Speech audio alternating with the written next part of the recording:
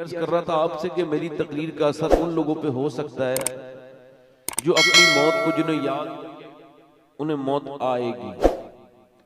जैसे तेज मोटरसाइकिल चलाने वालों को ये बिल्कुल भी यकीन नहीं होता कि इनको मौत आएगी, और ये जो नौजवान लड़के अपनी कोशिश से अपनी नक्शेबाजी दिखाने के लिए एटीट्यूड के साथ मोटरसाइकिल चलाते हैं, मैं न जाने कितने अस्पतालों में ऐसे लड़कों से मिलने गया हूं कि जब मैं उनसे मिलने गया हूं तो 2 घंटे पहले वो बिल्कुल ठीक थे, मगर 2 घंटे के बाद उनकी गर्दन ऐसी टूटी, ऐसे सर में चोट लगी कि फिर वो पूरी जिंदगी वो माजूर ही बन के रहे। जवानी के जोश में उन्होंने मोटरसाइकिलों को तेज चलाया। हमारे चैनल से जुड़े रहने के लिए मैंने अपने इन हाथों से कितने लोगों को दफन कर दिया, कितने मैंने अपने अजीजों को मरते हुए देख लिया। शेयर करें। मेरी दाढ़ी के बालों में सफेदी आने लगी, तो क्या अब मुझे कोई तकरीर की जरूरत है कि मुझे कोई बताएगा कि तुम्हें मरना है? अल्लाह के प्यारे रसूल ने एक जगह, सरकार ने एक जगह फरागत हासिल की है और हुजूर ने वुजू करना है तो सामने पानी है। हजरत अब्बास कहते हैं, इमाम गजाली हदीस लाए कि हजरत अब्बास कहते हैं कि हुजूर ने ना वहीं पे तयम्मुम कर लिया, यानी मिट्टी से वुजू को तयम्मुम कहते हैं, जो कि पानी न मिलने की वजह से इसका इस्तेमाल होता है। हुजूर ने तयम्मुम किया। हमने अर्ज की या रसूल अल्लाह, हजरत अब्बास कहते हैं मैंने अर्ज किया रसूल अल्लाह ये हिकमत समझ नहीं आई, पानी मौजूद है फिर भी आपने तयम्मुम किया है, 12-13 कदम दूर पानी है। आप सल्लल्लाहु ताला अलैहि वसल्लम ने इरशाद फरमाया, ए मेरे चचा अब्बास, बात यह है आपने इरशाद फरमाया कि मुझे उस पानी तक पहुंचने की उम्मीद नहीं है और मैं अपने रब की बारगाह में बेवुजू हाजिर नहीं होना चाहता, इस वजह से मैंने यहां से तयम्मुम कर लिया है।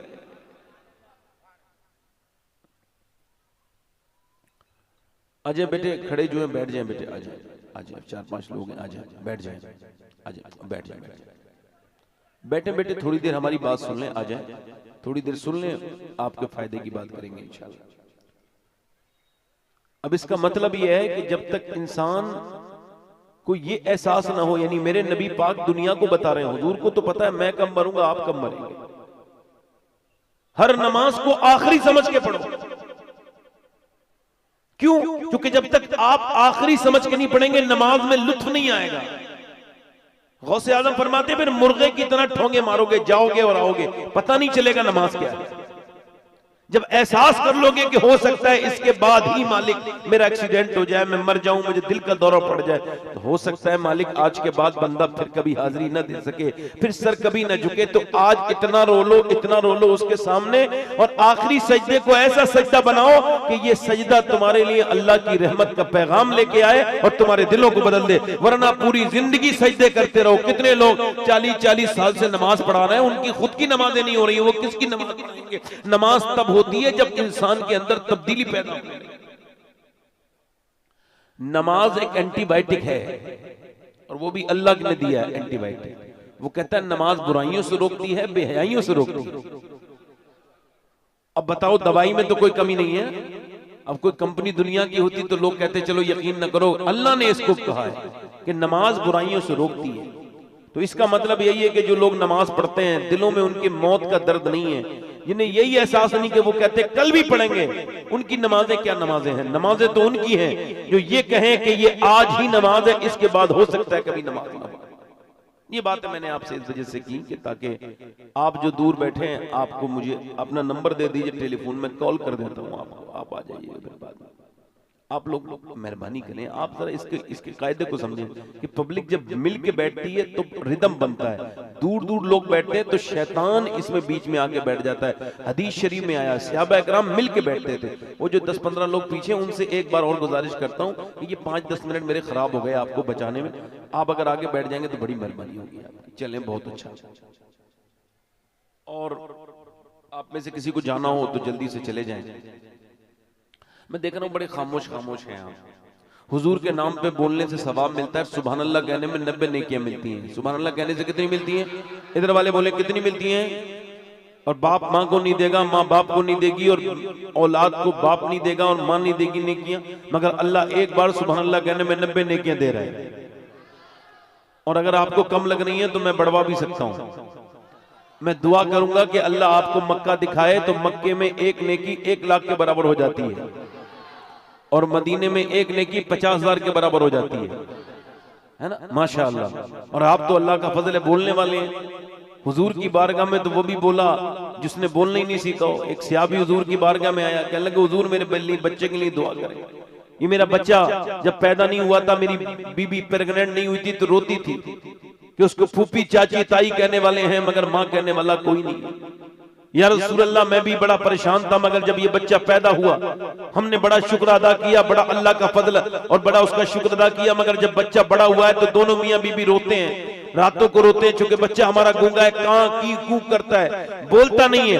इसकी माँ ने कहा या रसूल अल्लाह एक बार बस आप एक बार ये बच्चा कह दे माँ, फिर चाहे बोले ना बोले। मेरी बीबी ने भेजा है।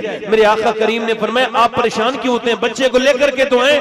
मेरा इमाम कहता है मेरे करीम से अगर कतरा किसी ने मांगा, दरिया बहा दिए हैं, दुर्बे बहा दिए हैं। फरमाते रोते क्यों हैं, फरमाया बच्चे को लाए, बच्चा सामने खड़ा हो गया गूंगा। आपने फरमाया क्या आप बोलते नहीं हैं, बच्चे ने गर्दन हिलाई। फरमाया बेटे अभी तक तो नहीं बोले, मगर तुम्हें अभी बोलना होगा, बता मैं कौन हूं। तो जो अपने बाप को देख के ना बोला वो रसूल पाक को देख के बोला। आप अल्लाह के रसूल हैं। रसूल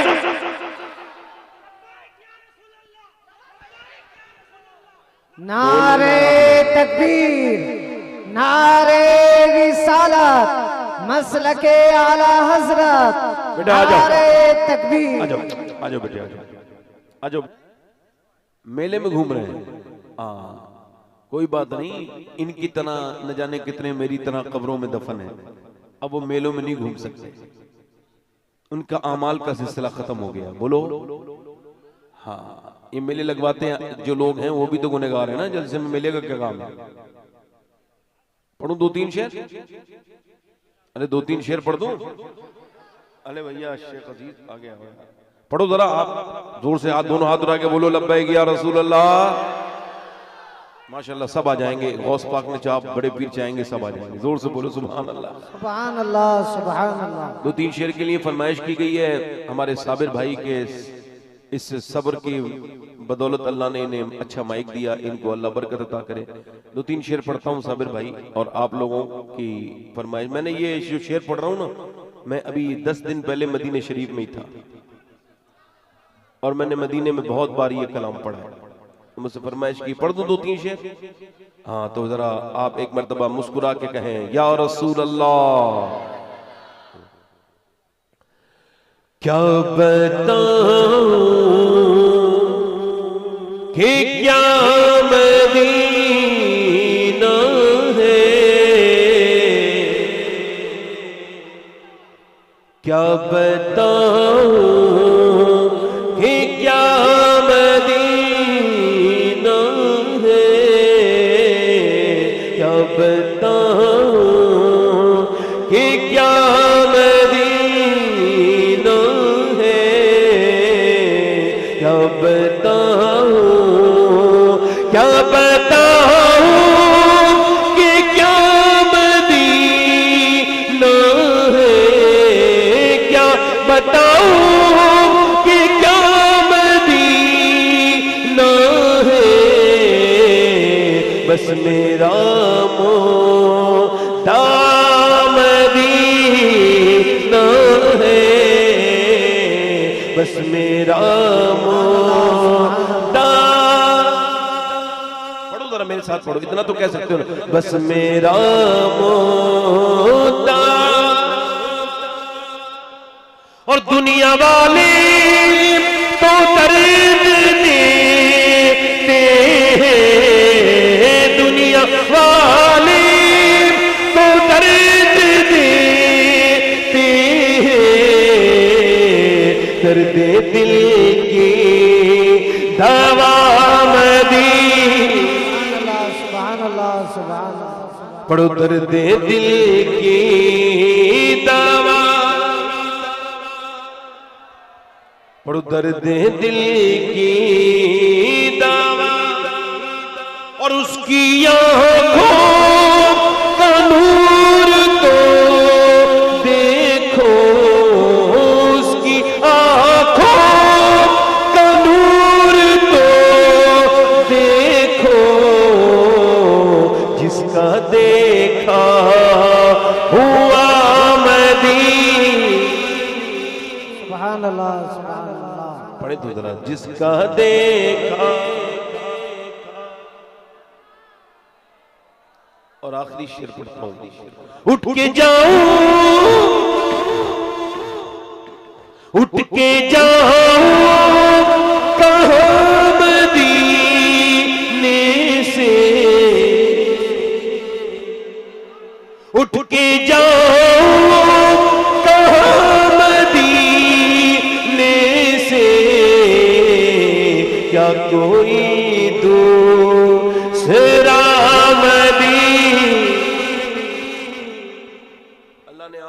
पैसा दिया है तो मदीना देख लीजिए। कुछ लोग पूरी जिंदगी हो गई मदीने नहीं गए, अगर यूं ही मर गए तो क्या होगा? जिसने मदीना नहीं देखा उसने कुछ नहीं देखा।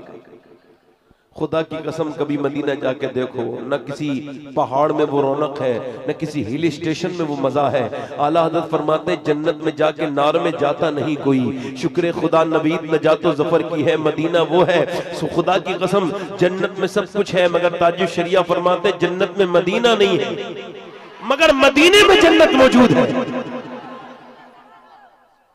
सुभान है ना? अल्लाह। अल्लाह ताला आपको सलामत रखे। तो साहब आवाज ठीक करें। मैं अपनी बात को शुरू कर रहा हूं। दुनिया में कायनात में सबसे बेहतरीन इंसान वो है जो ये समझ जाए कि उसको क्यों पैदा किया गया।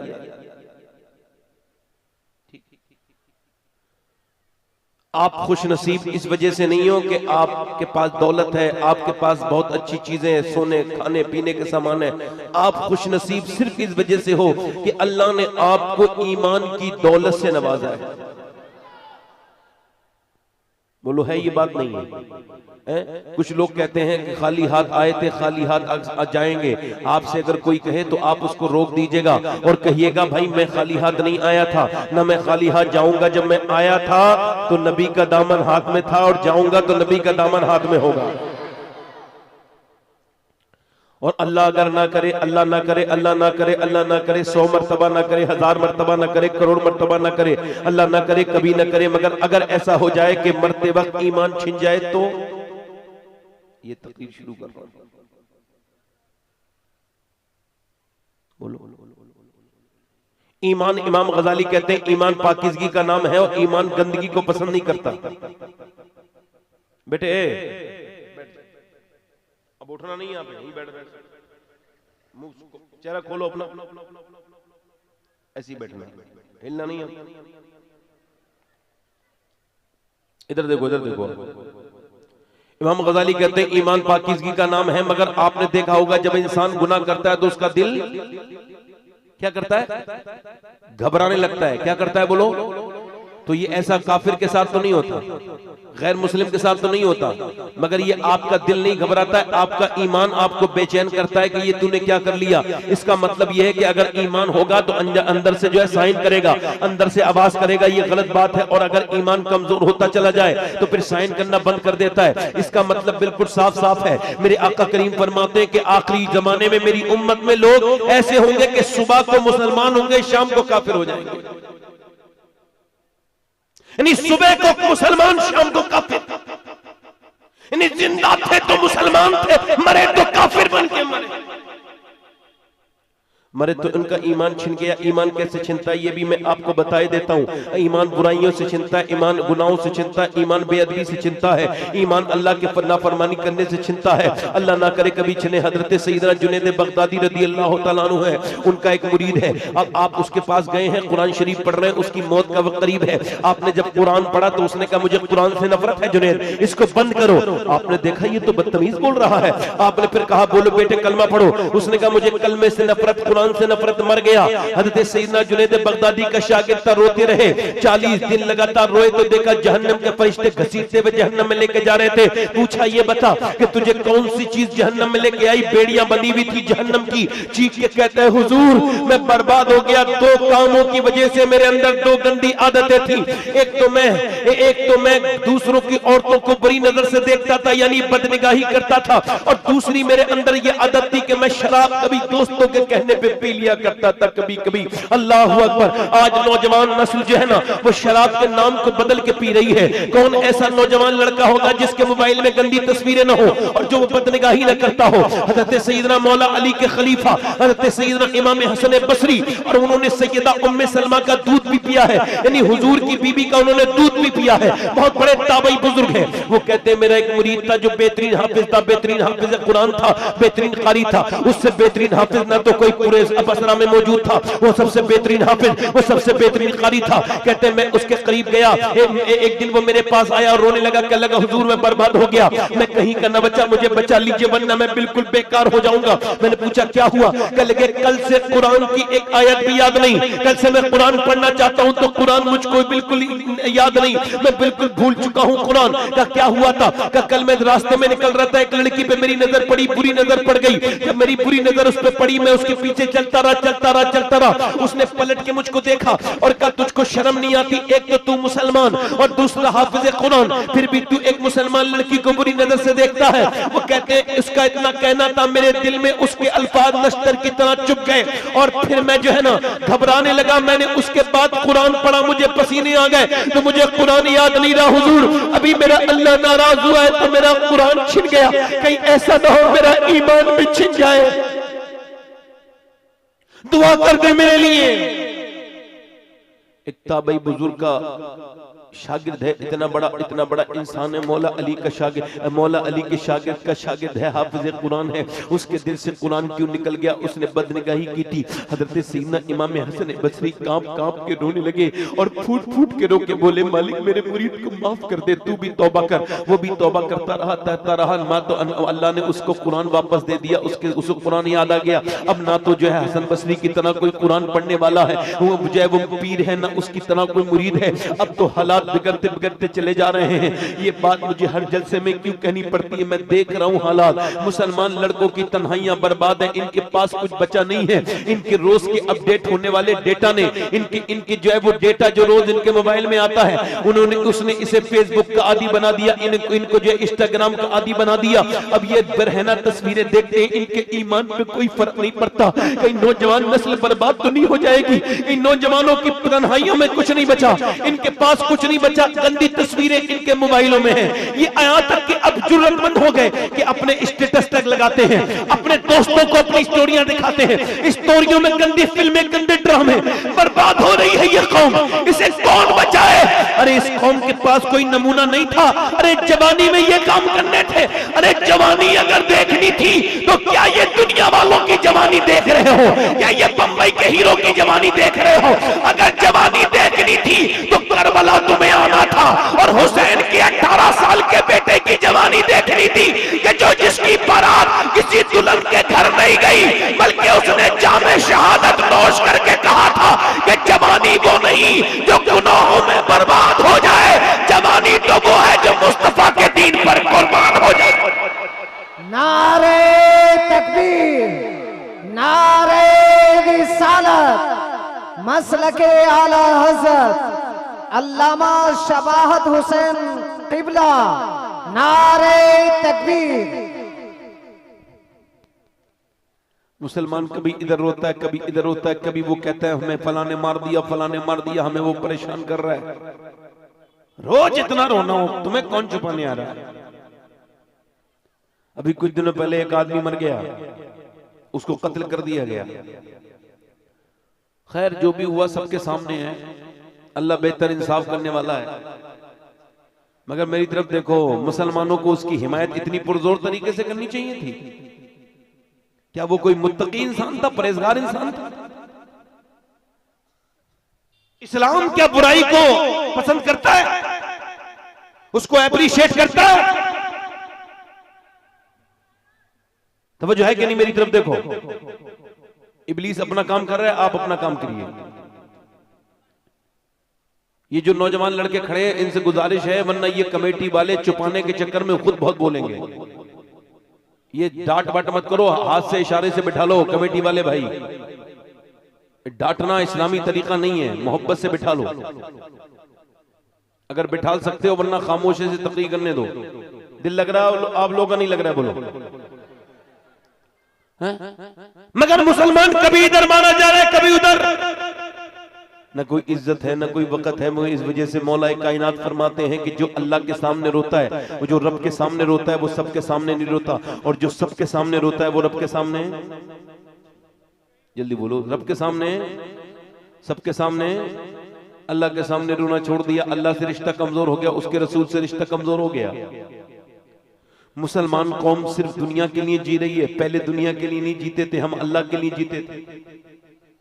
अब तो बस कमाए जाऊं, खाए जाऊं, कमाए जाऊं, खाए जाऊं, पैसा कमाऊं। सुबह को उठा, जानवर कितना कमा के लेके आया, शाम को सो गया। अबे तुझमें और जानवर में क्या फर्क है? तू जो कपड़े पहनता है तुझसे अच्छे तो जानवरों के पास कपड़े हैं, उनके कपड़े तो ओरिजिनल हैं। तेरे कपड़े तो कितनी मुश्किल से धुलते हैं, उनके कपड़े तो, उनकी तो खाल के कपड़े पहनने में मुसलमान इंसान फख्र महसूस करता है। तू अगर अपने कपड़ों पे ज्यादा नाज करता हो, ये बता तू आखिर कौन सी ऐसी तेरे अंदर खासियत है? न तू अल्लाह का, ना उसके रसूल का, पूरे दिन गुना गुना गुना, और उसके बाद करे ना दिल को सुकून है, ना घर में बरकत है, ना बच्चे मेरी बात मानते हैं। अरे तूने अल्लाह की बात मानी है जो तेरे बच्चे बात मानेंगे, तूने उसके हुजूर की, उसके रसूल की बात मानी है जो बच्चे तेरी बात मानेंगे। और याद रख मेरे भाई, याद रख, तू जो ये बेनमाजी बन रहा है ना, खाली तू बेनमाजी नहीं बन रहा है, तेरी नस्लें बेनमाजी बन रही हैं। और खाली तू अकेला जहन्नम में नहीं जा रहा है, तेरे बच्चे भी जहन्नम में जाएंगे, क्योंकि तू बेनमाजी, तेरे बच्चे बेनमाजी, तेरी बीवी बेनमाजी, तेरा घर का घर बेनमाजी। तू अल्लाह की नेमतें खा खा करके तू अल्लाह को भूल चुका है। ओ मुसलमान जरा गौर तो कर, तू ऐसा था कभी, कभी तू ऐसा था कि दुनिया तेरे नाम सामने आके झुक गई थी। तुम ऐसे भी मुसलमान दुनिया में थे कि मियां, मेरी बहनें, मेरी बेटियां बैठी हैं। आजकल के जमाने की औरतें जो मियां गानों में लगी रहती हैं, जिनके घरों में जो है वो दिन रात फिल्में चलती रहती हैं, जो अपने मोबाइलों में गंदी तस्वीरें देखती हैं, इन्होंने तो नस्ल को बर्बाद कर दिया। ये वो औरतें थी, अरे वो औरतें तो वो थी कि मियां जिन्हें, जो नबी के जमाने की औरतें थी ना, तो ऐसी औरतें दुनिया में पैदा हुई ना कयामत तक होंगी। अल्लाह जरा गौर तो करो। और औरतें जब अपने बच्चों को भेजती हैं, आज भी जब सफर पे भेजती हैं, कहती है अपना ख्याल रखना। औरतें जब बच्चे को सफर में भेजती हैं, बेटे को, तो कहती है मेरे बेटे दुबई जा रहे हो, ओमान जा रहे हो, अपना ख्याल रखना, टेलीफोन करते रहना, खैरियत बताते रहना। मगर मदीने की औरतें जब अपने बच्चों को भेजती थी तो कहती थी मेरे बेटे जा तो रहे हो इस्लामी फौज के साथ, मैं तुम्हारा इंतजाम नहीं करूंगी, मगर जब जंग में जाओ तो ख्याल रखना कि जब तुम्हारे ऊपर हमला हो तो जितने भी जख्म आए सीने पे आने चाहिए, पीठ पर जख्म नहीं आए, ताकि लोग देखें तो समझ जाएं कि मदीने की औरतें बुज़दिल पैदा नहीं करती, शेर दिल पैदा करती। नारे तकबीर, नारे रिसालत। मदीने की औरतें बुज़दिल पैदा नहीं करती, शेर दिल पैदा करती हैं। कैसे पैदा करती थी मदीने की औरतें? ऐसे आज तक ना तो किसी ने पैदा किए, ना कोई करेगा। और ऐसी औरतें कैसे पैदा कर पाएंगी? वो सहाबा इकराम, जिनके बारे में इकबाल कहता है हट ना सकते थे, अगर जंग में अड़ जाते थे, पांव शेरों के भी मैदान से उकर जाते थे, तो उससे सरकश हुआ गोई तो बिगड़ जाते थे, थे चीज़ी के हम तोप से लड़ जाते थे। दश्तो दश्त है दरिया भी न छोड़े हमने, मेरे जुल्मात में दौड़ा दिए घोड़े हमने, दिया जाने कभी यूरोप के कलीसाओं में, कभी अफ्रीका के तपते हुए सहराओं में, शान नजरों में न देखती थी जहादारों की, कलमा पढ़ते थे हम इच्छाओं में तलवारों की। आ गया ऐने लड़ाई में अगर वक्त नमाज के बिलरू हो गए जमीन वो सुई कौम हिजाज, एक ही सब में खड़े हो गए महमूद आयात, ना कोई बंदा रहा और ना कोई बंदा नवाज, बंदा साहिब मोहताज गनी एक हुए, तेरी सरकार में पहुंचे तो सभी एक हुए। और तू ही कह दे कि उखाड़ा दरे खैबर किसने, काट कर रख दिए कुफ्फार के लश्कर।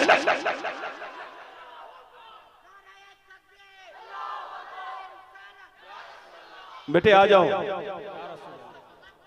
इधर जो खड़े हो आ जाओ बेटे, आ जाओ। आवाज नहीं आ रही कोई? बेटे आ जाओ, आगे आगे बैठ जाओ, यहाँ आके बैठ जाओ। ए बेटे आपसे कह रहा हूं, ये जो खड़े हो ना, आ जाओ बेटे, अंदर आके बैठ जाओ, आ जाओ, अच्छे बच्चे हो, आ जाओ, अंदर आके बैठो, अंदर आके बैठो, अच्छे बच्चे हैं। आगे देखो माशाल्लाह, आपको पता नहीं, एक आदमी अगर एक बात भी सुनेगा तो उसका भी सवाब आपको मिलेगा। अब ये इधर उधर जो भीड़ लगाए खड़े हैं, अल्लाह इन्हें तौफीक दे दे, ये भी इंसान के बच्चे बन जाएं। इंसानों वाली हरकत करो यार, इतनी देर से कह रहा हूं बैठ जाओ आगे, बैठते क्यों नहीं आप लोग? ये क्या बात है, यहाँ आ गए इधर उधर खड़े हो भाई, कोई इंसान के बच्चे बनो ना, आके बैठो आगे, वरना अपने घर जाओ। आप जो खड़े होके सुन रहे हो दूर से, आपसे गुजारिश कर रहा हूं या तो यहाँ आके बैठो या अपने घर चले जाओ। आपका यूं खड़ा होना ये ठीक नहीं है। मेरी बार बार नजर पड़ेगी, मैं बार बार तकरीर को बीच में रोक के आपकी तरफ देखूंगा। ये सब बहरे बहरे हैं क्या? यहां लोगों को उर्दू समझ नहीं आती क्या?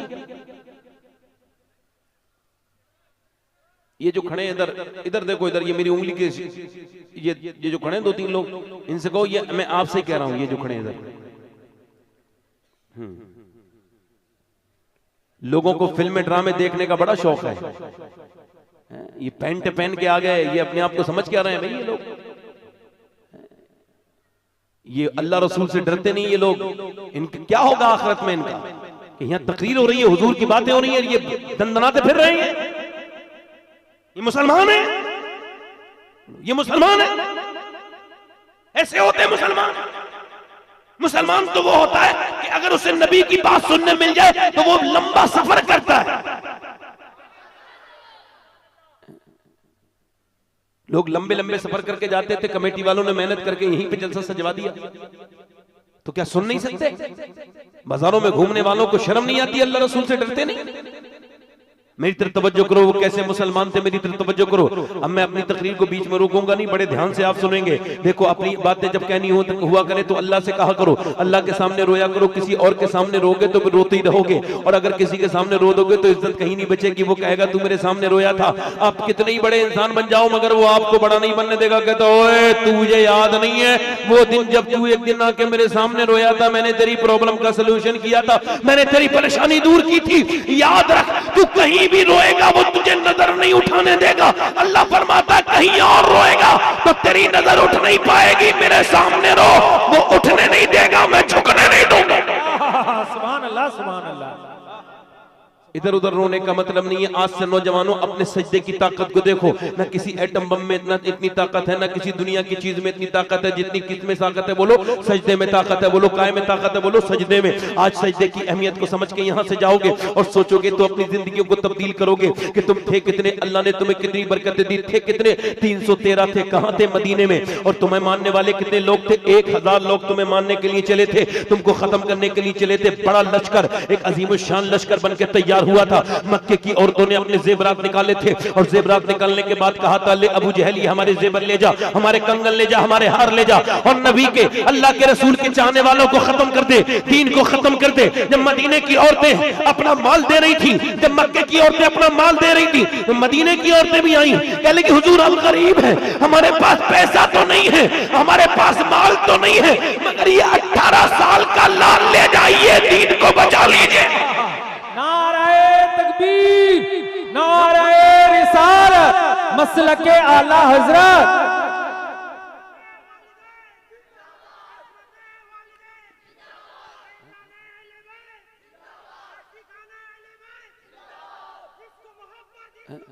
तीन 313 मुसलमान, 313 मुसलमान, 313 मुसलमान। जरा एक बार मेरे साथ कह लो 313 मुसलमान। और आज कितने मुसलमान हैं? उन मुसलमानों का जलवा देखो कैसे अल्लाह का फजल हुआ। आपको कभी याद है बद्र क्या है? बद्र को अल्लाह ने अपनी आयत बताया गया। अब बद्र, अल्लाह ने फरमाया बद्र मेरी निशानी है। अल्लाह अकबर, जरा गौर करो। मेरे नबी पाक ने फरमाया ऐसे आबा सुनो, मैं इस्लाम मक्का छोड़ के मदीने आया, और मदीना मैंने रुखसत की, मैंने हिजरत की, मगर अब मदीने के ऊपर भी हमला होने वाला है। बोलो क्या कहते हो? वो कहते हैं कि नबी पाक के बारे में, वो कहते हैं कि हम रस्सियों में नबी को बांध के लेकर के आएंगे। अबू जहल रस्सियां घुमाते हुए लेके आता है, ओवर कॉन्फिडेंस में कहता है इन रस्सियों में नबी को बांध के लेके आऊंगा।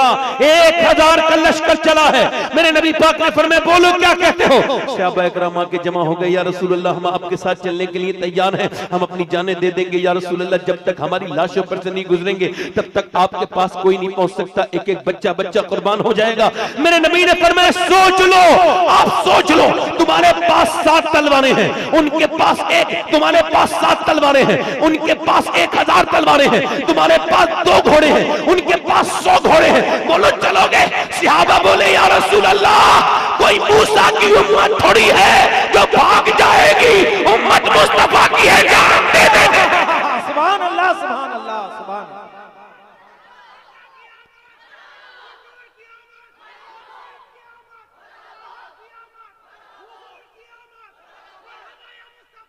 जोर से बोलो, जरा जोर से बोलो।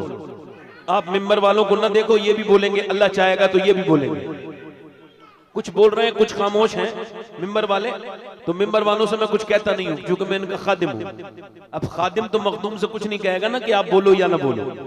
अब जो बोलेगा उससे यह है कि महफिल में मोहब्बत पैदा होगी, हुजूर का जिक्र होगा, तो और तो कोई मसला नहीं है, मुझे तो कोई जरूरत नहीं रहती, मैं तो पीछे मुड़ के भी नहीं देखता हूं। मगर आप जरा जोर से बोले जरा सुभान अल्लाह। मेरे नबी के सियाबाज करने लगे पीछे वाले, क्या आपको लगता नहीं आपके नबी की बात हो रही? जोर से बोले सुभान अल्लाह। हैं अब जरा गौर करो, इस तरफ तवज्जो करो, इस तरफ गौर करो और मेरी तरफ तवज्जो करो, गौर करो। इस तरफ 313 मुसलमान हैं। अल्लाह के रसूल ने फरमाया ठीक है। अल्लाह के पैगंबर के गुलाम कहने लगे हुजूर हम जाने देने के लिए तैयार हैं, हम आपके साथ चलने के लिए तैयार हैं। पूरे अंसार मुहाजिरीन चलने के लिए तैयार हो गए। अब उन्हें लड़ने के लिए कुछ तो चाहिए, खजूर की डंडियां तोड़ तोड़ के दे दी गई। इधर तलवार वाले हैं, इधर खजूर की डंडियां लेकर के चले हैं, मगर उन्हें डर जाना चाहिए था, खजूर की डंडी से तलवार का क्या मुकाबला। मगर जब वो लेकर चले हैं खजूर की डंडियां, आप तवज्जो चाहता हूं, खजूर की डंडियां लेकर तो चले, मगर तारीख में लिखा है कि घुमाते हुए जा रहे थे मदीने की गलियों से। यहूदियों ने कहा बे पागल हो गए मुसलमान, क्या खजूर की डंडी तलवार का मुकाबला करेगी? तो सहाबा बोले ना खजूर की डंडी पर न तलवार पर है, भरोसा जितना भी है मदीने की सरकार पर है।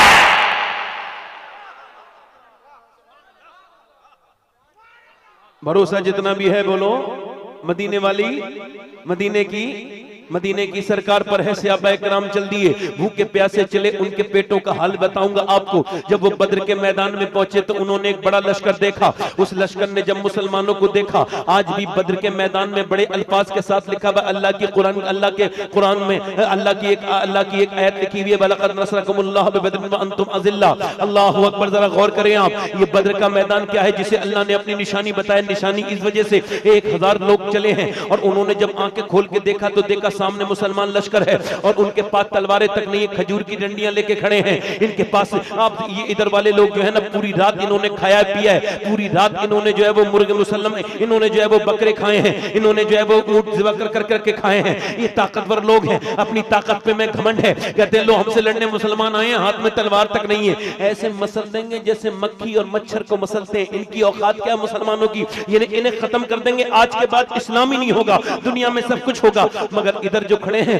वो ऐसे हैं कि उन्होंने मियां आज जो रोजा रखा है ना, 17वां रमजान है, ये रमजान का महीना गुजर गया। कितने बेगैरत हैं वो मुसलमान जिन्हें अल्लाह ने खाने को भी दिया है फिर भी रोजा नहीं रखते। कितने बेशर्म हैं, कितने बेहया हैं, इनको शर्म नहीं आती बेगैरतों को, ये माज़ अल्लाह रोजे नहीं रखते। इनको शर्म नहीं आती कि सहाबाए किराम ने कैसे रोजा रखा था बद्र वाले दिन। उन्होंने खजूर की गुठलियां चूसी थी और चूस करके उसी से रोजा रख लिया था और उसको फिर रख लिया था कि शाम को इफ्तार भी इसी खजूर की गुठली से करेंगे। और उसमें कुछ था नहीं, सिर्फ गुठली को चूस के पानी पीना था। ये उनको जो है ये उनकी इफ्तार थी। मगर उनके पेट बिल्कुल पीठ से लगे हुए, कमजोर सहाबा हाथ में खजूर की डंडियां लेके खड़े हैं। उनके कपड़ों पे पैमद है, फटे हुए कपड़े हैं, कुछ नहीं है उनके पास, मगर ईमान इतना मजबूत है कि सामने खड़े हैं। अल्लाह के रसूल ने जब ये देखा कि मेरे सहाबा इकराम की मजाक बन रही है, मेरे दीवानों की मजाक बन रही है, मेरे मस्तानों की दीवान मजाक बन रही है, मेरे नबी ने सर सज्जे में रख दिया। आप भी अपने सर सज्जे में रखा करो। कभी कोई प्रॉब्लम आ जाए सज्जे में जाके रोया करो, कभी कोई तकलीफ आ जाए सज्जे में जाके रोया करो। तुम्हारे नबी तुम्हें अकेला छोड़ के नहीं गए, तुम्हें सज्जे की ताकत देके गए हैं। सज्जे में वो ताकत है, किसी एटम बम में वो ताकत नहीं, किसी मंत्री में वो ताकत नहीं, किसी दुनिया के हुक्मरान में वो ताकत नहीं, जो अल्लाह ने सज्जे में ताकत दी है। अल्लाह के पैगंबर के गुलामों इस तरफ देखो, नबी के गुलामों इस तरफ देखो, मेरे नबी ने सर सज्जे में रख दिया और सर सज्जे में रखने के बाद मेरे नबी आज अल्लाह की बारगाह में अर्ज गुजार हुए हैं और कैसा रो रहे हैं, कैसी बातें कर रहे हैं। मेरे नबी अल्लाह से, अपने रब से कैसी बातें कर रहे हैं, सर सज्जे में रखते हैं और कहते हैं मेरे मालिक, जो मैंने मक्के में तकलीफें उठाई, जो मैंने परेशानियां उठाई, जो मक्के में मेरे ऊपर ऊंट की ओजड़ियां रखी गई, ऊंट की ओजड़ियां मेरे ऊपर रखी गई, जो मेरे सर को फाड़ा गया, जो मुझे तकलीफें दी गई, जो काबे में मुझे सताया गया, जो मेरे रास्ते में कांटे बिछाए गए, जो मुझे इतनी तकलीफें दी गई, मेरे घर पे पत्थर मारे गए, मेरे घर में पत्थर मारे गए। शेबे अबी तालिब में मेरी बेटियां, शेबे अबी तालिब में मेरी बेटियां भूखी नहीं प्यासी नहीं, मेरी बेटियों ने 9 दिन के बाद पत्ते खाए। ऐ मेरे मालिक, जो शेबे अबी तालिब ने मैंने तकलीफें उठाई और जो मैंने ताइफ में जाकर के तकलीफ उठाई, जो ताइफ में मेरे पत्थर मारे गए। आपको पता है कितने पत्थर मारे गए? मेरे नबी 80 किलोमीटर दूर मक्के से ताइफ गए, ताइफ में हुजूर के ऊपर पत्थर मारे। नबी तो दीन का पैगाम दे रहे थे, उन जालिमों ने पत्थर मारे। 1-2 पत्थर नहीं मारे, इतने पत्थर मारे कि मेरे नबी का पूरा जिस्म लहू लुहान हो गया और आपकी जो पिंडलियां ना वो फट गई। गई और उसमें से खून निकलने लगा। एक पांव उठाते हैं तो दूसरे पे मारते हैं, दूसरे पे उठाते हैं तो पहले पे मारते हैं। मेरे नबी बैठ जाते हैं तो मेरे मुस्तफा को उठा उठा के मारते हैं। जालिम इतना मारते हैं आपको आपको आप अपने नबी को भूल गए। मालूम है कितना प्यार करते हैं मेरे आका। अल्लाह अकबर। ज़ैद बिन हारिसा ने हुजूर को उठाया, बिल्कुल मेरे नबी आप बेहोश हो गए। हुजूर को उठाया, उठाने के बाद लेके गया और वहां पे उतबा बिन रबिया का बाग था। हालांकि वो हुजूर का दुश्मन था, मगर हुजूर का हाल देख के कहने लगा अच्छा ना किया इन जालिमों ने, बहुत बुरा किया। यानी अल्लाह ने उसके दिल में भी रहम डाल दिया, उसको भी उसके दिल में भी रहम आ गया। उसने अपने गुलाम अद्दास से कहा ले अंगूर खिला दे, मेरी उनके साथ मामला अच्छा नहीं है, ताल्लुकात वो खाएंगे नहीं, तू उन्हें ले जा करके अंगूर खिला दे। बड़ा जुल्म किया है ताइफ वालों ने। अब वो अंगूर लेकर के गया, अद्दास जब अंगूर लेकर के गया, अल्लाह अकबर, तो मेरे नबी पाक ने अंगूर को उठाया, बिस्मिल्लाह शरीफ पड़ी और खाया। मेरे नबी के पूरे जिस्म पर खून है, मेरे नबी की दोनों मुबारक जूतियां जो है वो खून से भीग चुकी हैं। बिस्मिल्लाह शरीफ पढ़ के जब अंगूर खाया, उसने कहा अद्दास ने आप ये बिस्मिल्लाह कैसे पढ़ते हैं? यहाँ तो मैंने किसी को बिस्मिल्लाह पढ़ते नहीं देखा। आपने फरमाया तुम कहाँ के रहने वाले हो? कहा मैं नैनवा का रहने वाला हूँ। सरकार ने फरमाया जहाँ के यूनुस हैं। कहा आप यूनुस को कैसे जानते हैं? सरकार ने फरमाया वो भी अल्लाह का नबी है, मैं भी अल्लाह का नबी हूँ, यूनुस मेरा भाई है। इतना कहना था तो वो गुलाम बोला मैं आपके ऊपर ईमान लाता हूँ। ज़ैद बिन हारिसा जब बयान करते थे तो सुनो आपको नौजवानों, ज़ैद बिन हारिसा बयान करके रोते थे कि जब उसने ये कहा ना मैं ईमान लाता हूँ तो मेरे नबी मुस्कुराने लगे। इतने पत्थरों के बावजूद एक आदमी ईमान लाया तो मेरे नबी मुस्कुराने लगे। यानी आपकी नेकियों से हुजूर मुस्कुराते हैं। आज भी कोई मुसलमान दुरूद पढ़ता है तो मेरे नबी को खुशी होती है। आज भी कोई मुसलमान अच्छे काम करता है मेरे नबी को तकलीफ होती है, मेरे अच्छे काम करता है मेरे नबी को खुशी होती है। और जब कोई गाली देता है, बुरे काम करता है, अज़ीज़ुन अलैहि मा अनित्तुम हरीस की हदीस की तफसीर में मुफ्ती अहमद यार खान नहीं भी कहते कि जब हम गुनाह करते हैं तो तकलीफ हुजूर को होती है, हमारी नेकियों से सरकार खुश होते हैं। आज मेरे नबी सर सजदे में रखे हुए हैं और अर्ज करते हैं मालिक मैंने ये तिनका तिनका करके जोड़ा है, मैंने ये पूरी जिंदगी में 313 तैयार किए हैं, ये 313 मेरी पूरी जिंदगी की कमाई है। बद्र के लोग अगर ये आज खत्म हो गए, ये आज फना हो गए तो कयामत तक तेरा कोई नाम लेवा नहीं होगा। मेरा अबू बकर मेरी पूरी जिंदगी की कमाई है, मेरा उमर मेरी पूरी जिंदगी की कमाई है, मेरा उस्मान मेरा अली मेरी पूरी जिंदगी की कमाई है, अमीर हमजा मेरी पूरी जिंदगी की कमाई है, मेरा बिलाल मेरी पूरी जिंदगी की कमाई है। मेरे मालिक मेरे गुलामों पर रहम कर दे। अगर ये खत्म हो गए आज, और देख तो मेरे मालिक इन्होंने खाने तक नहीं खाए हैं, बगैर सहरियों के रोजे रख के तेरे सामने लड़ने आए हैं, मालिक इन पर रहम कर दे। आज अगर ये फना हो गए तो कोई तेरा नाम नहीं लेगा कयामत तक। मेरे नबी रोए, इतना रोए कि बद्र की मिट्टी भीगने लगी। काश मैं इंसान ना होता, बद्र की मिट्टी होता जिसमें मेरे नबी के आंसू गिरे हैं, मैं बद्र का वो जर्रा होता। मेरा इमाम कहता है इजाबत का सेहरा, इनायत का जोड़ा, दुल्हन बन के निकली दुआए मोहम्मद। मेरे नबी इतना रोए कि अचानक अल्लाह की रहमत हुई, हुजूर ने सर उठाया, मुस्कुराए। हज़रत अबू बकर सिद्दीक कहते हमारी जान में जान आई। अचानक बद्र के एक मैदान में हवा चली और रेत उड़ने लगी। हमने अर्ज की हुजूर ये क्या है? फरमाया अल्लाह ने जिब्राइल को भेजा है और वो 500 फरिश्तों के साथ जमीन पे उतर गया है। उसके बाद अल्लाह के रसूल के सहाबा ने पूछा हुजूर उधर क्या हवा चली है? हज़रत अली कहते हैं मैंने कहा हुजूर उधर कैसी हवा चली है? फरमाया उधर मेरा मीकाईल उतरा है और वो 500 फरिश्तों के साथ उतरा है। अल्लाह की मदद आई है। 1000 फरिश्ते जमीने बद्र पे उतर चुके हैं। अब मियां मेरे नबी ने फरमाया चलो अब इधर चले हैं। नारे तकबीर वाले उधर से आए हैं, शमशीर वाले उधर नाज है कि हमारे पास ताकत है, इधर नाज है कि हमारे पास मुस्तफा की मोहब्बत है। काफिरों को गुरूर था हमारे पास माल है, सहाबा कहते हैं हमारे साथ आमना का लाल है। खजूर की डंडियां उठी हैं और खजूर की डंडियां जब उठी हैं, कोई हाथ काटती है, कोई पांव काटती है, कोई सर काटती है, काटती चली जाती है खजूर की डंडियां। अब तो काफिरों के हाथ कट कट के गिर रहे हैं। तारीख में कभी ऐसा नहीं हुआ ये खजूर की डंडी ने तलवार को पस्त किया हो और शिकस्त दी हो। आज खजूर की डंडी काटती चली जा रही है। काटते काटते काटते काटते जब कुफ्फार भारी तादाद में कट गए और जब वो गिरने लगे, भागने लगे, कहने लगे हम जीत नहीं सकते। जब वो भागे, उन भागते हुए में उमैया भी था जो बिलाल के सीने पे पत्थर रखता था। बिलाल ने उसको देख लिया, जो बिलाल को पूरे मक्के में गले में रस्सी बांध डाल के जो घसीटवाता था, जिसने बिलाल को दहते हुए अंगारों पे रखा था, आज बिलाल ने उसको देख लिया। उमैया दौड़ा, बिलाल उसके पीछे दौड़े, जाकर के उसके मुंह पे घूसा मारा, वो जमीन पे गिर गया। उमैया बिलाल ने कहा बे उमैया बिलाल को देखने लगा। बिलाल ने बिलाल का घूसा नहीं है, ये तो इस्लाम का घूसा कुफ्र के मुंह पे लगा।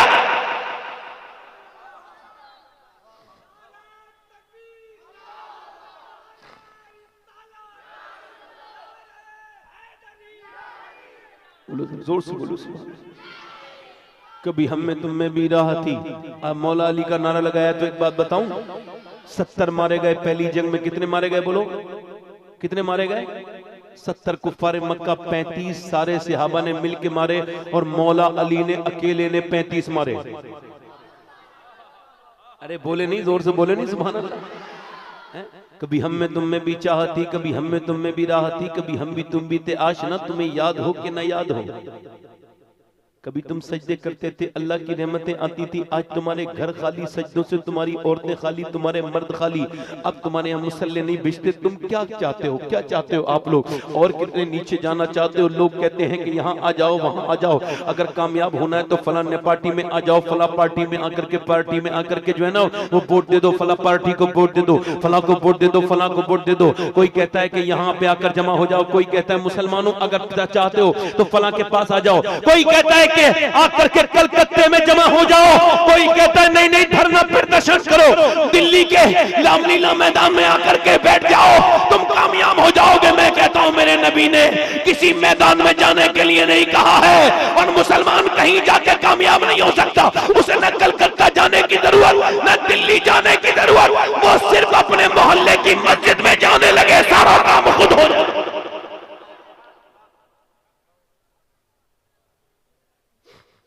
मगर मुसलमान आज दूर होता चला जा रहा है, अल्लाह से दूर, उसके रसूल से दूर। परेशानी आ जाए तो ताबीज वालों के पास जाता है, सजदा नहीं करता। इधर देखो जरा, बोलो तो जरा सुभान अल्लाह। बरकत के ताबीज वो लोग दे रहे हैं जिनके घर में खुद बरकत नहीं है, और हम उनके पीछे भागे फिर रहे हैं। सुन्नियत का एक तरह से जो शिराजा बिखर गया। इधर देखो, मुसलमान मुअज़्ज़ज़ थे, मुसलमान कामयाब थे, मगर आज मुसलमान कामयाब हैं क्या? 313 थे तो आधी दुनिया को हिला के रख दिया था, और आज करोड़ों हैं। 57 मुल्क हैं मुसलमानों के, मगर हर जगह जलील और ख्वार है।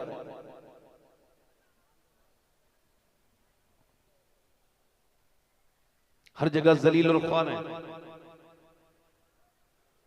मुसलमान अपनी लड़कियों को नचवाते हैं। 7 साल की बच्ची जब नाचती है, जब वो रक्स करती है 7 साल की बच्ची, तो आदमी अपने स्टेटस पे लगा के कहता है देखो मेरी बेटी का टैलेंट, ये नाच रही है। मैं कहता हूं बेगैरत दयूस, ये नाच नहीं रही है, तेरी नस्ल का जनाजा निकल गया। नाचने के लिए स्कूलों में भेजा था। ये बड़े बड़े लोग अपने आप को कहते हैं कि ये मरेंगे नहीं, कि हम तो अपग्रेड हो गए, हमारी बच्चियां तो कामयाब हो रही हैं। बहुत दिनों पहले नारे नहीं लग रहे थे, हम तो कामयाब करने के लिए लड़कियों को पढ़ा रहे हैं, माशरे में खड़ी हो जाएं। अच्छा करो, बड़ा जोर लगाया। इकबाल ने कहा था आज से 70-80 साल पहले, लड़कियां पढ़ रही हैं अंग्रेजी, ढूंढ ली कौम ने फला किरा। ये रबिश कैसे गुल खिलाएगी, पर्दा उठने की मुंतजिर है निगाह, और उसका पर्दा अब उठा है आकर के कि कॉलेजों में पढ़ने वाली लड़कियां, अल्लाह जिसे बचाए बच जाए, मगर कोई लड़की ऐसी होगी जिसके ईमान पर डांका नहीं पड़ रहा हो। स्कूलों में जाती हैं, कॉलेजों में जाती हैं, आवारागर्दी करती हैं, जाकर के बेहिजाब जाती हैं, बेपर्दा जाती हैं, बेगैरती के साथ जाती हैं। और हुआ क्या? ठीक है, बुरा मानो, हमें कोई मतलब नहीं। सच जब कहा जाता है तो झूठे को बुरा लगता है। मैं कहता हूं अपनी बच्चियों को जाहिल रखो, स्कूलों में ना पढ़ाओ, बस इतना पढ़ाओ 8-9 क्लास तक, बस हो गई पढ़ाई, इससे आगे कुछ ना पढ़ाओ। ऐसी पढ़ाई जो ईमान छीन ले, ऐसी तालीम जो ईमान की कातिल बन जाए, उससे जिहालत बेहतर है।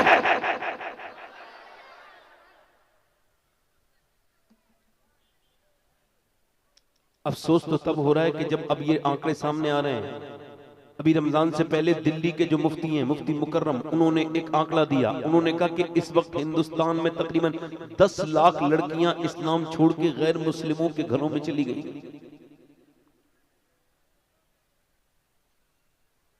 क्या कर, कहां चली गई बोलो? उनके माथों पे गैर मुस्लिमों के निशान लगे हुए हैं। अगर हम शर्म वाले होते तो रो रहे होते, अब मुजाहिद मिल्लत होते तो बेचैन हो जाते, रोते। मुफ्ती आजम हिंद होते तो बेकरार हो जाते, मगर अब इस कौम में कोई नहीं बचा। सबको अपने मुरीदों की फिक्र, सबको अपने मदरसों की फिक्र, सबको इसकी फिक्र, किसी को ये फिक्र नहीं कि इसका हल क्या होना चाहिए। क्या हम अपनी बच्चियों के लिए तालीम के इदारे बनाते तो बेहतरीन इदारे बन जाते, तो हमारी बच्ची बन जाती। मगर आज गैर मुस्लिमों ने वो साजिशें की। जब मुसलमान लड़कियों के वीडियो सामने आते हैं, दिल धड़कने लगता है, दिल तड़पता है। कहते हैं क्या मरेंगे तो हुजूर को क्या जवाब देंगे? जब हमें इतनी तकलीफ हो रही है तो मेरे नबी को कितनी तकलीफ होती होगी।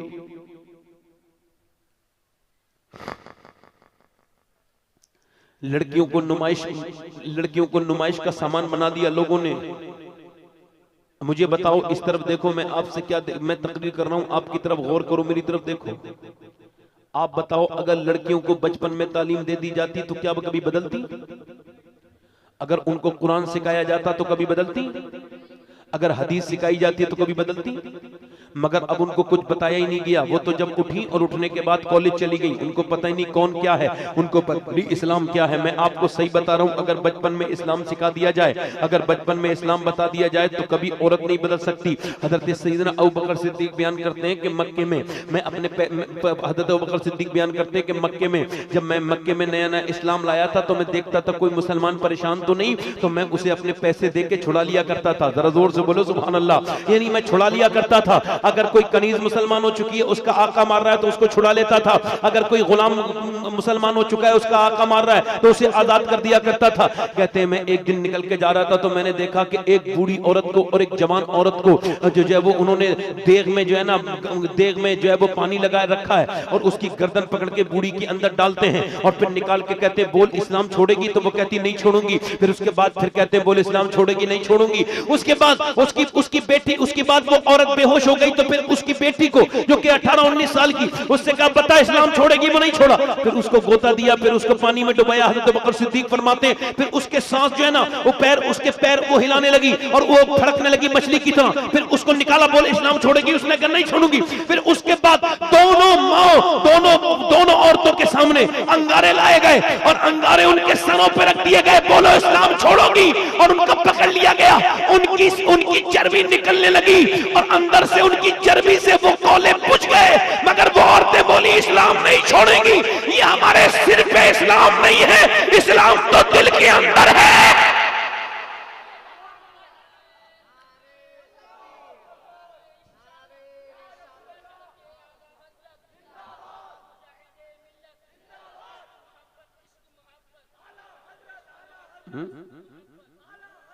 आज फैशन ले गया, कल आखिरत का दिन होगा, कल जवाब देंगी ये लड़कियां जिनके फैशन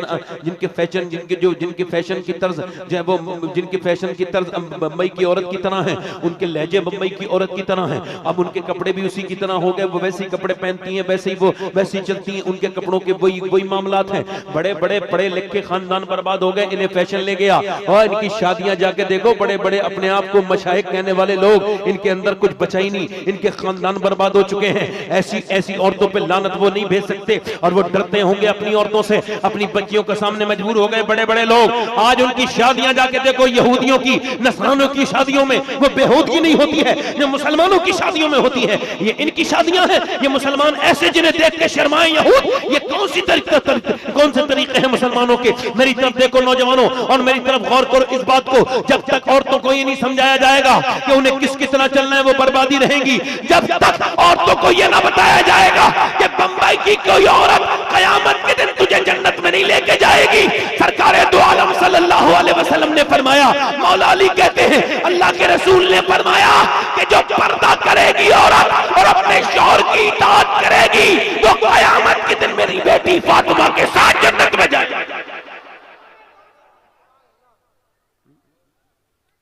किसके साथ जाएंगे?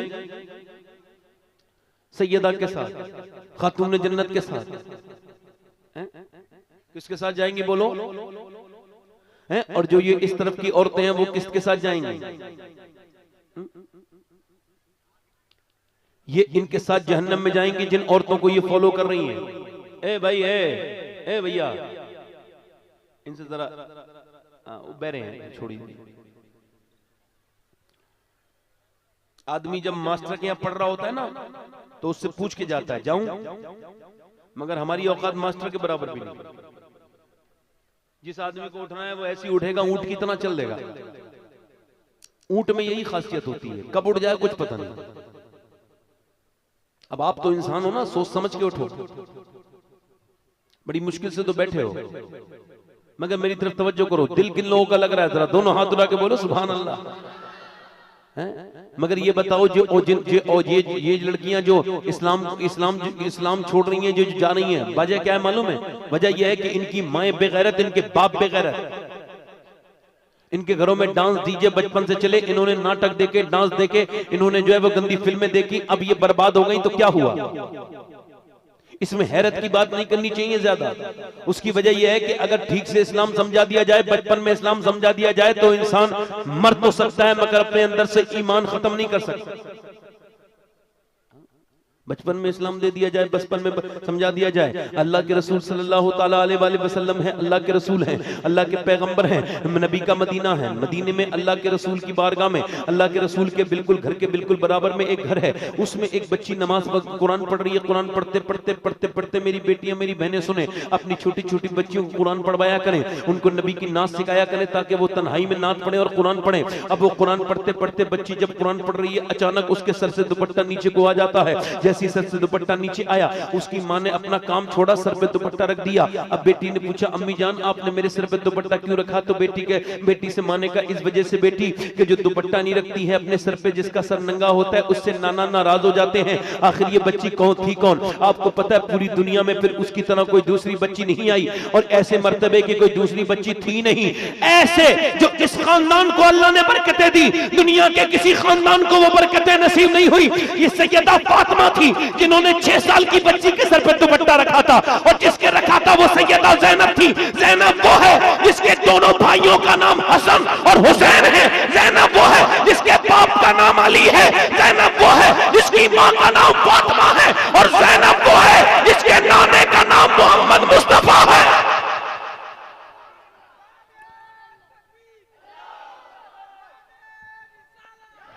बस मेरी बात को नारा बीच में रोक दीजिए, क्योंकि मुझे ज्यादा लंबी तकरीर आपके सामने नहीं करनी, मगर अपनी तकरीर को यहां तक लेके जा रहा हूं। सैयदा ज़ैनब ने जब सुना अम्मी ये कह रही है नाना नाराज हो जाते हैं, तो उन्होंने दुपट्टा तो रख गया मगर रोने लगी। एक दिन हसास बाप की हसास औलाद है, वो बेटी किसकी है? मौला अली की है, वो हसनैन करीमैन की बहन है। वो जब रोने लगी तो सैयदा फातिमा ने फिर पूछा, अब क्यों रोती है ज़ैनब? अब तो सर पे दुपट्टा रख गया और रोई। चुप जाना मेरी बेटी ज़ैनब, और रोई ज़ैनब चुप जा। कह लगी अम्मी जान मेरे नाना से कह देना इस बार मुझे माफ कर दें। अगली बार ज़ैनब अपनी गर्दन तो कटा देगी मगर सिर पे से दुपट्टा नहीं हटाएगी। हम देखो आप, करबला का मैदान है, और करबला के मैदान में इमाम अली मकाम शहीद हो गए, पूरा घर शहीद हो गया, लाशें बिखरी पड़ी हैं, और जो कितने बिखरे हुए हैं फूल। अली के पोते, सैयदा फातिमा के पोते, नवासे, सबकी लाशें पड़ी हैं मैदान में। मगर सैयदा ज़ैनब जब निकली तो एक आदमी ने आपकी चादर को पकड़ा और चादर को खींच लिया। जब चादर को खींचा, आपके सर से चादर नीचे गई, आपने फौरन अपने बालों से अपना चेहरे को कवर कर लिया, और आपने अपने बालों को जो है ढक लिया।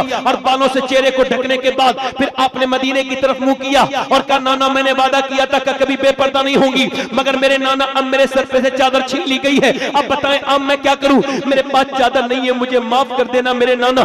मेरे भाई शहीद हुए, मेरे भाई शहीद हुए, अब्बास के बाजू कटे, मगर मेरे सर पे चादर थी, मेरे सर पे चादर थी। मेरे अली अकबर शहीद हुआ, मेरे सर पे चादर थी। मेरे औनु मोहम्मद की लाश के टुकड़े आए, मैंने जब उनकी लाशों पर घोड़े दौड़े तो उनकी हड्डियों की टूटने की आवाजें आई, मगर ज़ैनब बाहर नहीं निकली बेपर्दा। मगर अब नाना मेरे सर से दुपट्टा छीन लिया गया है, अब मुझे माफ कर दीजिएगा मेरे नाना।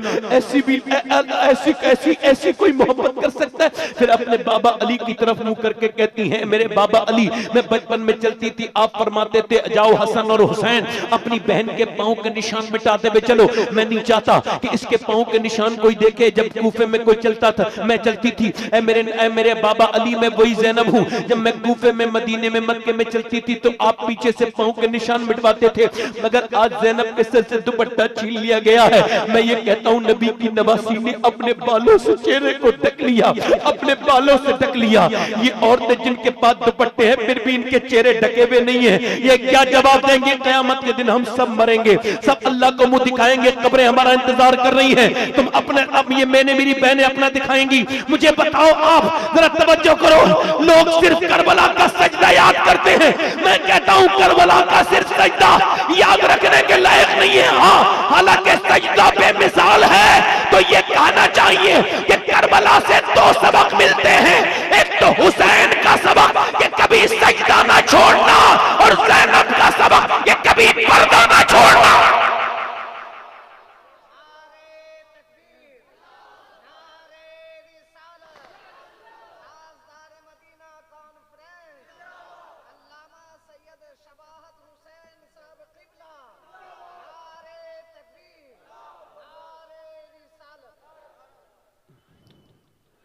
नबीजादी, नबी की नवासी इतना पर्दा करे, और आज की बेहया औरत अपने जिस्म पर टाइट कपड़े पहन करके, आधी आस्तीन पहन लेकर के बाजारों में घूमे और वो ये समझे कि वो बच जाएगी। नहीं बचेगी, उसको जहन्नम इंतजार कर रही है। उसका वो मरे तो उसके गोश्त पोच को खा जाएगा। क्या मेरे, क्या इस जिस्म पर क्या तकब्बुर करती है, क्या गुरूर करती है? तेरे जैसी न जाने कितनी मर गई और मर के मिट्टी में मिल गई। और वो कीड़े भी, उन सुनो, मौत के फरिश्ते का भी तयन हो चुका है, वक्त का भी तयन हो चुका है, जगह का भी तयन हो चुका है। मैं और आप कब मरेंगे, औरतें कब मरेंगी, मर्द कब मरेंगे, सबका तयन हो चुका है। कहां से जो है फरिश्ता आएगा और फरिश्ता रूह निकालेगा, उसका वक्त का तयन हो चुका है। उन कीड़ों का भी तयन हो चुका है जो तुम्हें खाएंगे। वो कीड़े भी दुनिया में, वो कीड़ों का भी तयन हो चुका है। वो उन कीड़ों का भी इंतकाब हो चुका है। तकब्बुर किस बात का है? ये नाक, ये कान, ये तुम्हारे खूबसूरत जिस्म, ये सब मिट्टी में मिल जाएंगे। जमीन खा गई, आसमां कैसे कहते। और जरा गौर करो कैसे कैसे दुनिया में आए, कैसे कैसे चले गए, कैसी कैसी खूबसूरत औरतें आई, और उनके कुछ दिनों के 10-20 साल के बाद उनके जिस्म की खूबसूरती खत्म हो गई, और फिर वो अपने चेहरे की छुड़ियां देख करके रोती हैं। क्या किसे जवाब देंगी मेरी बेटियां, मेरी बहनें क्या जवाब देंगी? और आप क्या जवाब देंगे जो अपनी बहनों को समझाते नहीं, अपनी बेटियों को बताते नहीं कि पर्दा करना कितना जरूरी है, नमाज पढ़ना कितना जरूरी है। जब मां नमाज नहीं पढ़ती, जब बहनें नमाज नहीं पढ़ती, तो कहां से नमाजी बनेगा कोई? याद रखो, इकबाल कहता है मेरी बेटी तुझे फातिमा बनना पड़ेगा, तभी तुझ कौम बदलेगी। जब तक औरतें फातिमा नहीं बनेगी, या मक्के की फातिमा बन या मदीने की फातिमा बन। मक्के की फातिमा बिन्ते खत्ताब वो थी कि जिसने कुरान पढ़ा तो उसके भाई उमर ने पूरी दुनिया को कुरान का मतलब समझा दिया। और मदीने की फातिमा वो थी जिसने कुरान पढ़ा तो हुसैन ने नेज़े पे चढ़ के कुरान सुना।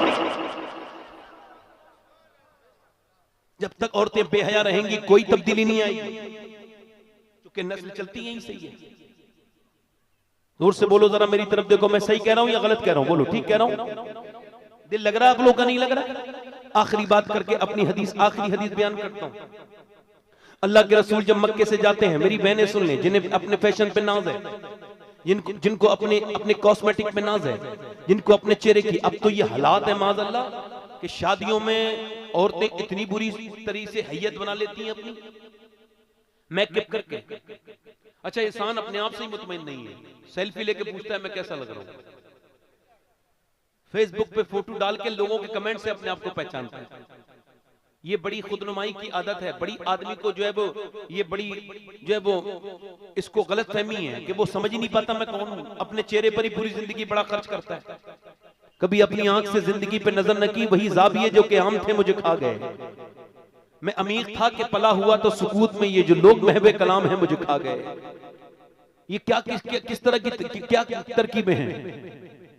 औरतों को देखो, शादियों में जाती हैं, इनके दुपट्टे, इनके फैशन के चेहरे देखो, ये इतने मेकअप करके जाती है माज़अल्लाह के भूत लगती है, भूत। हंसना नहीं, बेशरम है ये औरतें। आज तक किसी कॉस्मेटिक ने खूबसूरती नहीं दी। अगर क्रीमें खूबसूरत करती तो वेस्ट इंडीज में कोई खूबसूरत काला नहीं होता।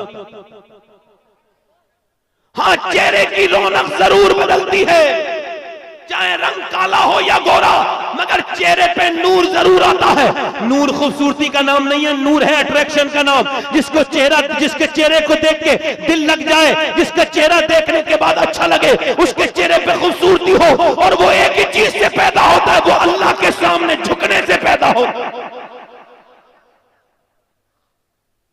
अल्लाह के रसूल की बेटी सैयदा फातिमा ज़हरा, जोर से बोल दो सुभान अल्लाह।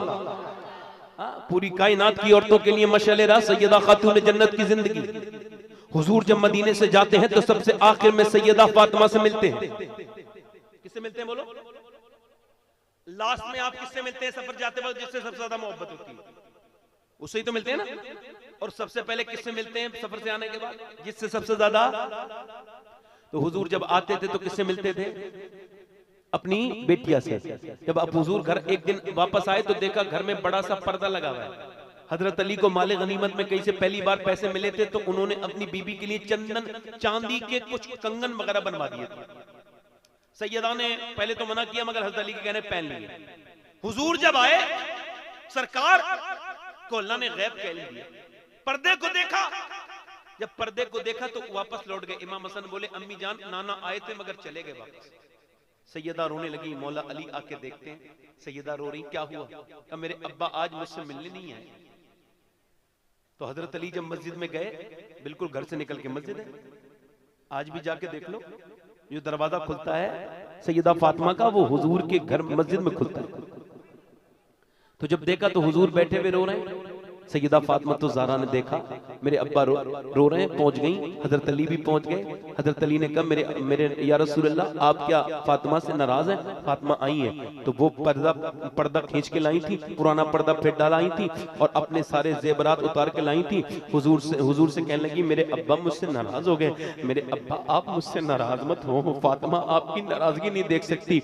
हुजूर ने सर उठा के आंखों में आंसू फरमाए मेरी बेटी बदर के यतीम भूखे रहे और मेरी फातिमा हाथों में चांदी पहने, ये मुझे बर्दाश्त नहीं है मेरी बेटी, ये मुझे अच्छा नहीं लगा। मेरी बेटी आप बदर के असहाबे सुफ़ा भूखे रहे और मेरी बेटी तुम चांदी के जेबरात पहनो, ये मुझे पसंद नहीं है।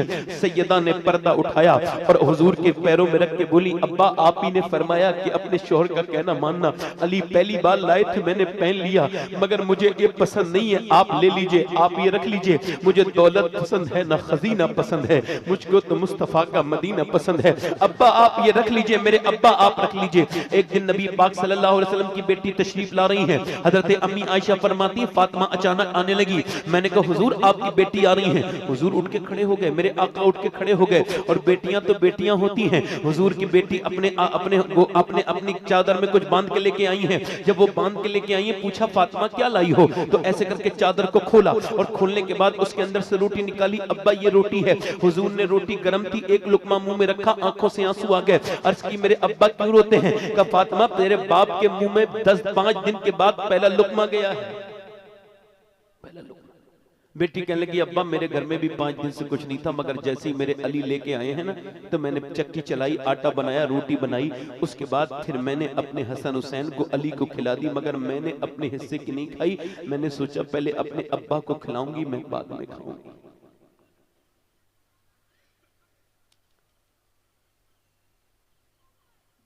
वो औरतें कयामत के दिन जवाब जरूर देंगी कि एक दिन मेरे नबी पाक अपनी बेटी से बीमारी की हालत में मिलने गए, बीमार हैं, हुजूर ताजियत के लिए गए। आवाज दी फातिमा अंदर आ जाऊं? अब्बा आप अकेले हैं तो आ जाएं।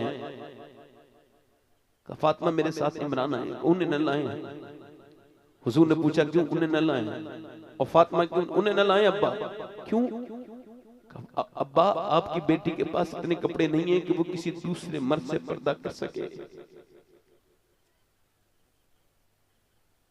ये कल कयामत का दिन होगा, मैं भी होऊंगा, आप भी होंगे, सब होंगे।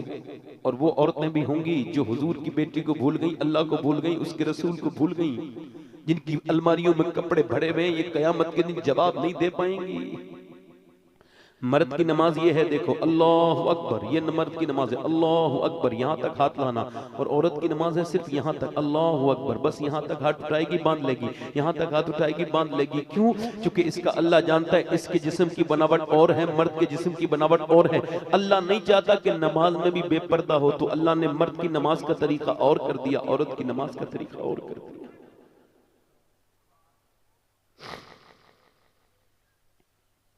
हुजूर से कहा अब्बा आपकी बेटी के पास इतने कपड़े नहीं, सरकार अंदर गए चादर भिजवाई, देखा तो पूरा चेहरा पीला है, क्या हुआ मेरी बेटी? अल्लाह का शुक्र है अब्बा, बताना मेरी बेटी, अल्लाह का शुक्र है मेरे अब्बा।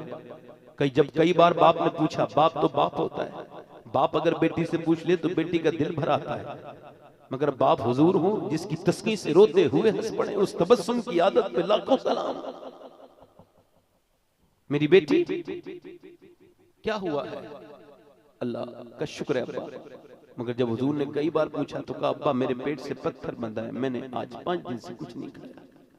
कभी एक दिन कुछ न खा के देखना तो भूख का एहसास होगा, कभी 2 दिन कुछ न खाना तो हुजूर महसूस होंगे।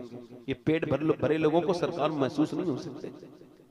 ये मुर्ग मुसल्लम खा के अल्लाह को भूल जाने वालों इनको नहीं महसूस होंगे। हुजूर महसूस करने के लिए बाबा फरीद चाहिए।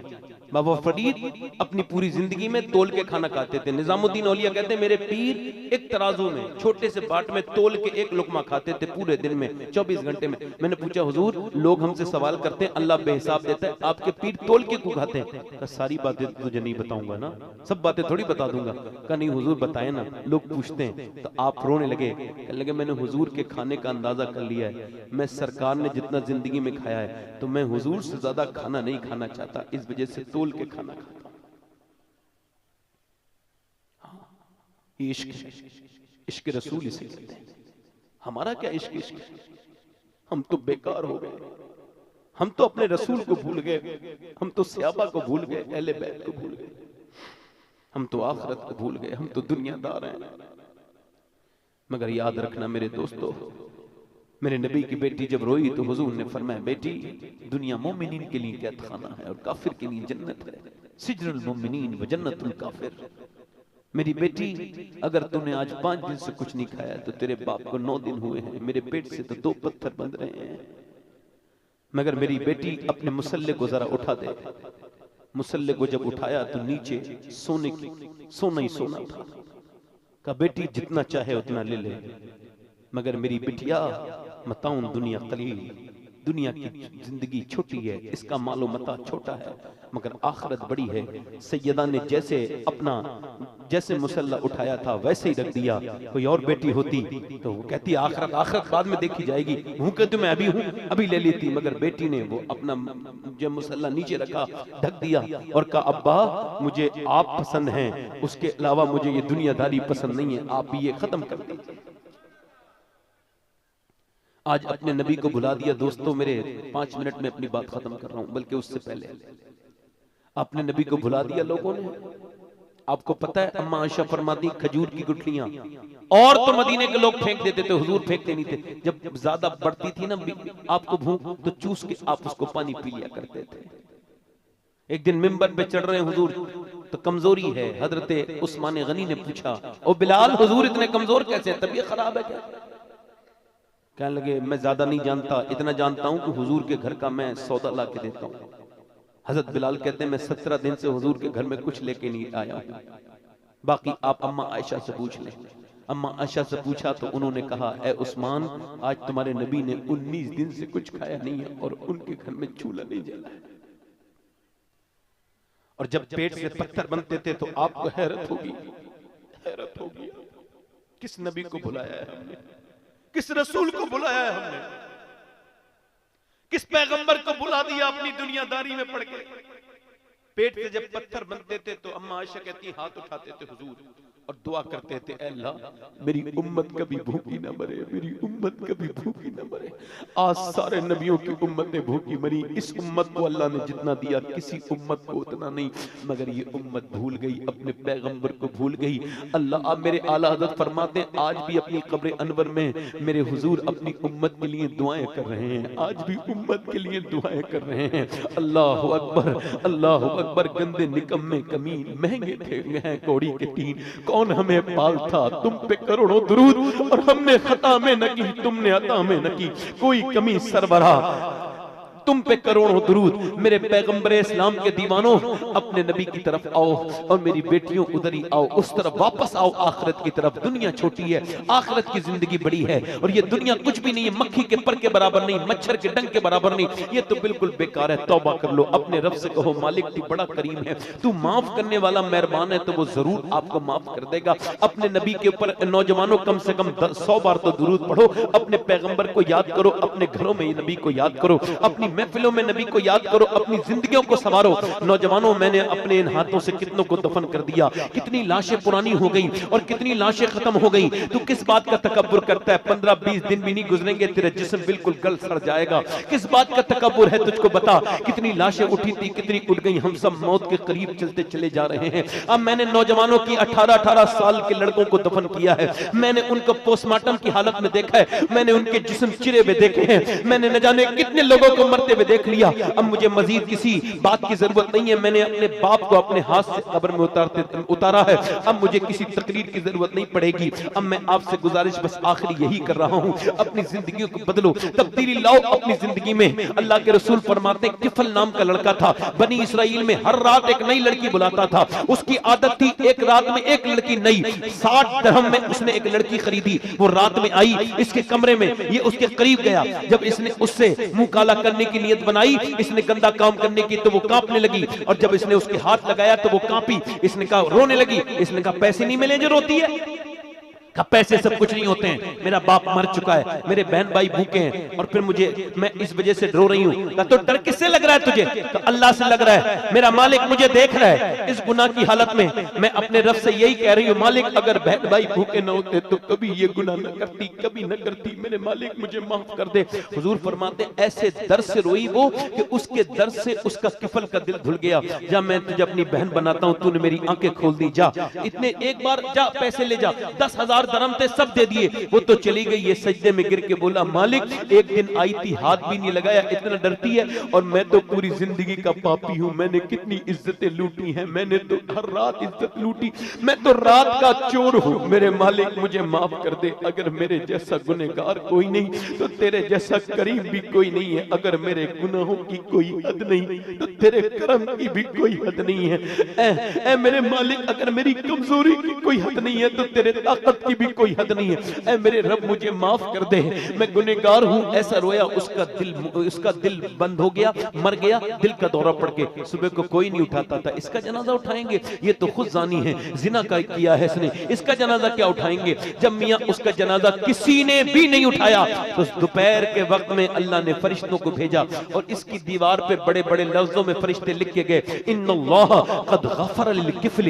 ये जो किफल है ना, इसे अल्लाह ने माफ कर दिया है। किफल को अल्लाह ने माफ कर दिया है। क्यों माफ कर दिया?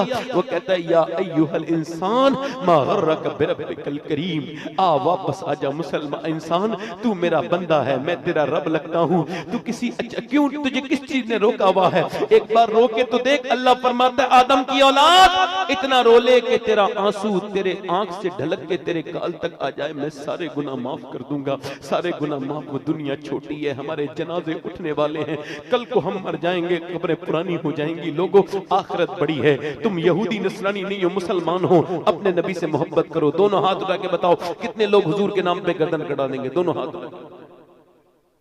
दोनों हाथ नीचे, हाथ उठा के बताएं, कितने लोग हुजूर के नाम पे गर्दन कटा देंगे? नीचे हाथ कर ले। जो गर्दन कटा सकता है कुछ भी कर सकता है, कुछ भी कर सकता है ना, वो लोग कुछ भी कर सकता है ना। तो एक दूसरे की तरफ मत देखना, मुस्कुराना नहीं। कितने लोग ऐसे हैं जो आज से हुजूर के नाम पे गर्दन भी कटा देंगे और आज से पूरी दाढ़ी भी दिखा लेंगे। इसमें